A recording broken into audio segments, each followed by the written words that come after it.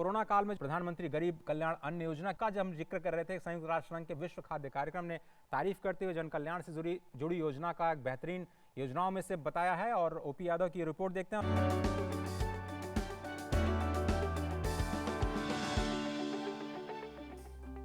कोविड-19 की वैश्विक महामारी ने विश्व भर में लाखों लोगों तक पोषण पहुंचाने की व्यवस्था और खाद्य सुरक्षा को एक और जहां खासा प्रभावित किया है, वहीं भारत सरकार ने कोरोना काल में देश के 80 करोड़ से अधिक गरीब और जरूरतमंद नागरिकों तक प्रधानमंत्री गरीब कल्याण अन्न योजना के जरिए पोषक तत्वों से युक्त शुद्ध खाद्यान्न पहुंचाकर देश की खाद्य सुरक्षा और पोषण प्राथमिकता को पूरा करने में महत्वपूर्ण भूमिका निभाई है। प्रधानमंत्री नरेंद्र मोदी के मानवीय दृष्टिकोण को रेखांकित करती प्रधानमंत्री गरीब कल्याण अन्न योजना की आज न केवल पूरी दुनिया तारीफ कर रही है, बल्कि विश्व खाद्य संगठन ने इसे दुनिया की लोकहित से जुड़ी उत्कृष्ट कल्याणकारी योजनाओं में शामिल किया है।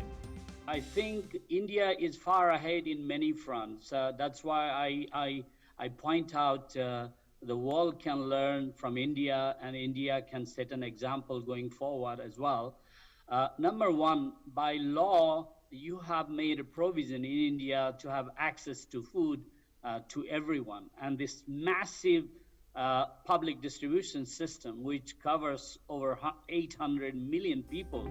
देश की गरीब आबादी तक संतुलित खाद्य की उपलब्धता सुनिश्चित कराने के लिए प्रधानमंत्री नरेंद्र मोदी के जहन में हमेशा से खाद्य सुरक्षा, पोषण और टिकाऊ विकास का लक्ष्य प्रमुख रूप से रहा है। इसकी पुष्टि भारत सरकार द्वारा बीते कुछ वर्षों में उठाए गए विभिन्न राष्ट्रीय कानूनी कदम और योजनाओं से पता चलती है।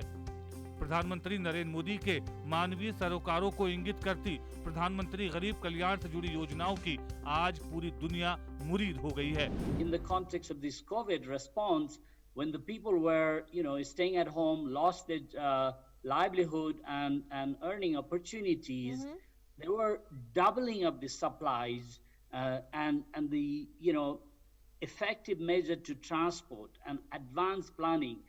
I think these were all excellent examples of effective response from the government of India.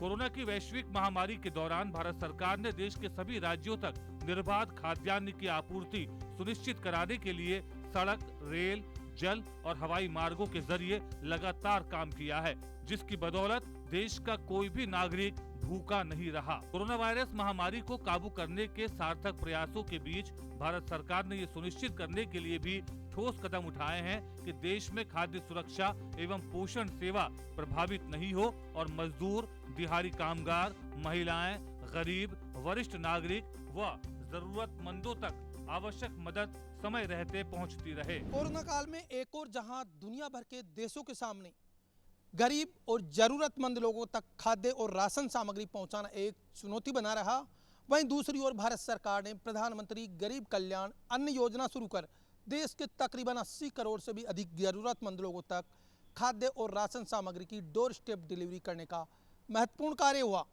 यही वजह है कि वैश्विक जगत ने न केवल प्रधानमंत्री नरेंद्र मोदी के मानवीय सरोकारों से जुड़ी इस महत्वाकांक्षी योजना की खुले मन से तारीफ की, बल्कि विश्व खाद्य संगठन ने भी खुले मन से भारत सरकार के इस नेक कार्य को सराहित किया। मेरे सहयोगी कैमरामैन भीम सिंह के साथ OP Yadav, DD news, Delhi.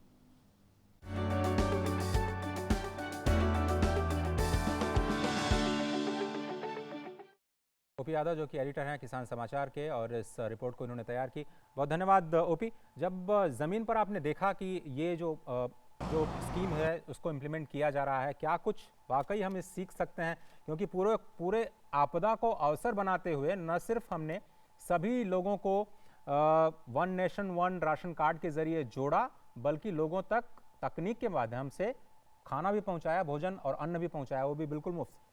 जी, आपने बिल्कुल सही कहा। प्रधानमंत्री हमेशा टिकाऊ विकास के साथ साथ पोषणयुक्त खाद्यान्न और जो मानवीय सुरक्षा है उसको महत्व देते रहे हैं। यही वजह रही कि जब मार्च में कोरोना की शुरुआत हुई, उस दौरान सरकार ने गहन चिंतन मनन करते हुए महत्वपूर्ण निर्णय लिए। उनमें सबसे ज़्यादा जो संवेदनशील मुद्दा प्रधानमंत्री के जहन में आया वो आया खाद्य सुरक्षा सुनिश्चित करना, और जो समाज में अंतिम पंक्ति पर जो व्यक्ति बैठा है उस तक भोजन की आपूर्ति सुनिश्चित करना। और यही वजह है कि उन्होंने जो प्रधानमंत्री जो गरीब कल्याण अन्न योजना की शुरुआत की वो इस हिसाब से की कि अंतिम छोर पर बैठे व्यक्ति को भी पोषण युक्त डाइट मिले। और यही वजह है कि तकरीबन जो 81.64 करोड़ जो राशन कार्ड धारी हैं उन तक खाद्य सुरक्षा की जो एक कतार थी प्रधानमंत्री द्वारा शुरू की गई विजन की वो पूरी तरह से साकार हुई। और बीते जो कोविड काल के दौरान जो समय चला उस दौरान 2 स्टेप डिलीवरी का सतत प्रयास किया गया। और यही वजह है कि पूरी दुनिया ने इस जो प्रधानमंत्री की जो इनिशिएट के तौर पे जो योजना शुरू की थी उसकी न केवल तारीफ की बल्कि इसे मॉडल स्कीम के तौर पर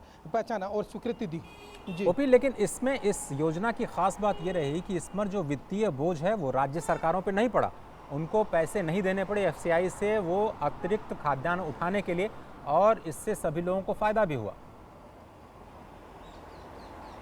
जी इस स्कीम की बहुत सारी ऐसी खास बातें रहीं जिसमें राज्यों पर वित्तीय संकट का और आर्थिक संकट का बोझ न पड़े, क्योंकि कोविड का दौर था। ऐसे में आर्थिक स्थिति राज्यों की भी कमज़ोर हो गई थी और बहुत सारी जो आर्थिक गतिविधियां रुकने से कहीं न कहीं जो फाइनेंशियल जो असिस्टेंट के जो सोर्सेज थे वो बंद हो गए थे। ऐसे में भारत सरकार ने सतत लक्ष्यों को निर्धारित करते हुए इस तरह की योजना बनाई कि राज्यों पर वित्तीय बोझ न पड़े और पूरा भार केंद्र सरकार उठाए। लेकिन अजय, इनमें मैं खासतौर पर यह बताना चाहूँगा जो भारत सरकार की जो योजनाएँ नीतिगत जो निर्णय हैं बीते 7 साल में जो सरकार ने लिए उनकी वजह से देश में न केवल खाद्यान्न के अचूक भंडार रहे बल्कि कोविड की जो अचानक स्थिति पैदा हुई उसमें देश का खाद्यान्न भंडार सुरक्षित रहा।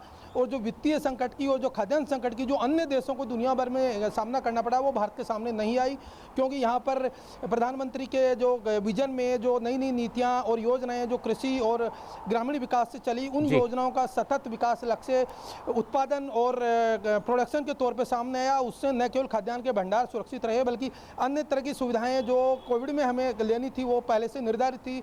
इसी वजह से जब संकट का दौर आया तो राज्यों को एक तरह से स्कीम सिर्फ लागू करने की जिम्मेदारी दी गई, न केवल उनको लागू करना था, बाकी जो वित्तीय संकट है उससे पूरी तरह उन्हें मुक्त रखा गया। और रोड, सड़क, जलीय और हवाई यातायात के जरिए सतत काल के दौरान ये समय रहते आम आदमी तक खाद्यान्न की आपूर्ति सुनिश्चित करने का काम किया गया। जी बहुत बहुत धन्यवाद ओपी यादव।